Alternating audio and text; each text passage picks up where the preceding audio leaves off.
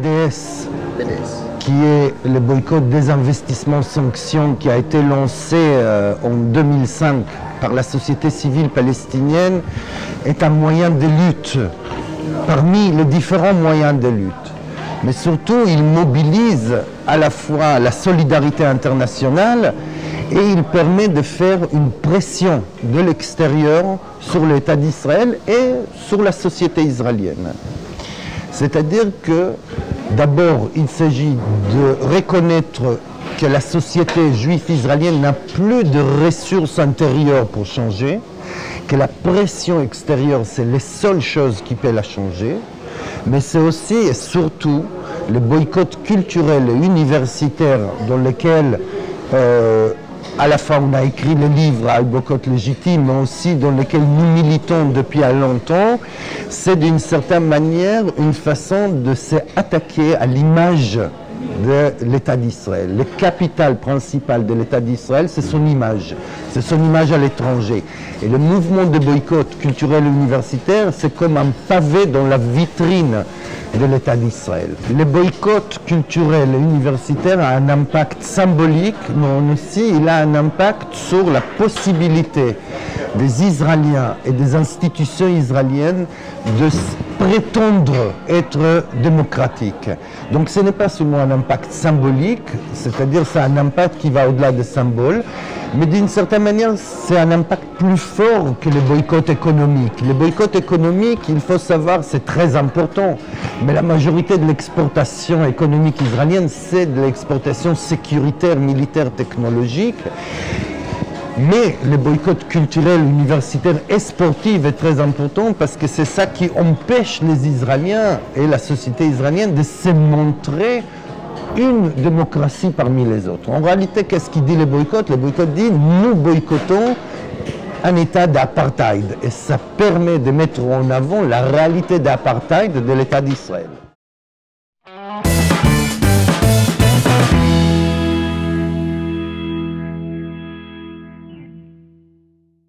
Nous ne faisons pas, dans les livres que nous avons écrits avec Armel Laborie, nous n'essayons pas de mettre de niveau. Nous ne disons pas les boycotts c'est plus important que la résistance armée, que la résistance politique, etc. Nous croyons d'abord à la force de la résistance non violente qui est le boycott, ça c'est un. Deuxièmement, nous croyons que le boycott, et nous le voyons, le boycott, le BDS, c'est quelque chose qui fait très peur aux autorités israéliennes. Les autorités israéliennes considèrent aujourd'hui que le BDS est une menace stratégique sur l'État d'Israël. Ici, nous avons une main à une force, une arme comme le boycott que les Israéliens considèrent comme une menace stratégique, nous devons l'utiliser. Mais la légitimité de boycott, c'est d'abord la légitimité de la société civile, c'est-à-dire des citoyens et des individus qui n'attendent pas que les politiques fassent des changements, mais c'est une tentative de changement à partir de la base, à partir de la société. Et nous croyons que cette résistance non violente aujourd'hui, elle a une force extraordinaire vis-à-vis justement de l'Occident.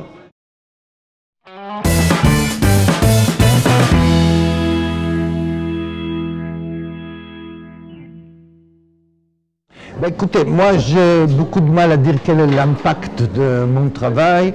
Je crois que le travail politique... Et les autres? Je pense que le travail politique est un travail long.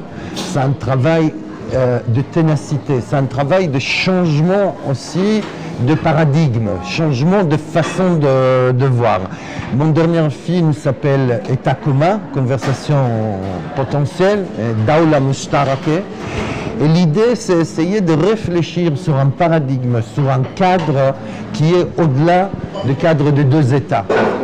Les deux États, la solution de deux États n'est pas une solution, c'est le problème. Les deux États, la partition, la tentative de séparation entre Juifs et Arabes, entre Israéliens et Palestiniens est un échec.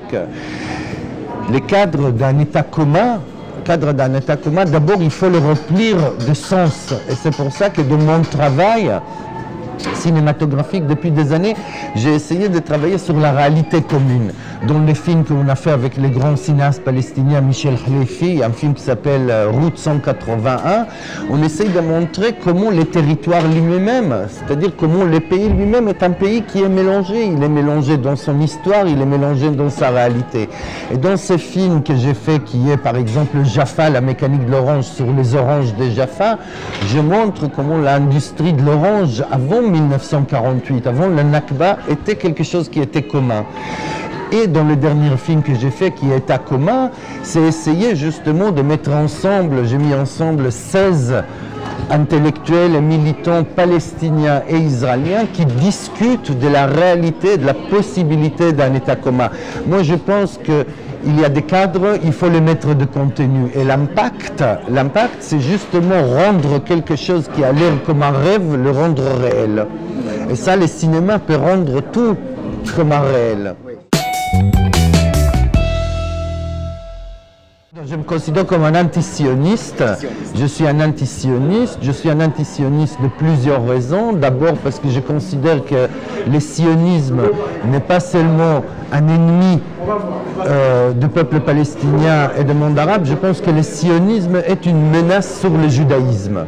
Je pense que le sionisme a kidnappé le judaïsme, a pris en otage le judaïsme. Je pense que le judaïsme doit se libérer du sionisme. Mais aussi, je suis anti-sioniste parce que l'idéologie sioniste, c'est une idéologie de séparation. C'est l'idée que des juifs et des non-juifs ne peuvent pas vivre ensemble. C'est que l'histoire, même l'histoire de ce pays, le Maroc, montre que c'est tout à fait le contraire. C'est-à-dire que je considère que le sionisme aujourd'hui, qui n'est pas seulement une idéologie qui vient d'Israël, aujourd'hui la majorité des sionistes dans le monde sont des chrétiens.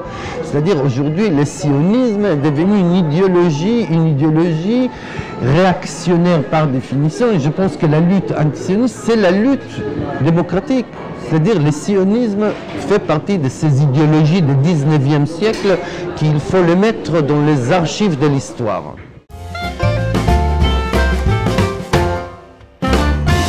Cette visite, elle est émouvante. Cette visite, elle est émouvante et importante.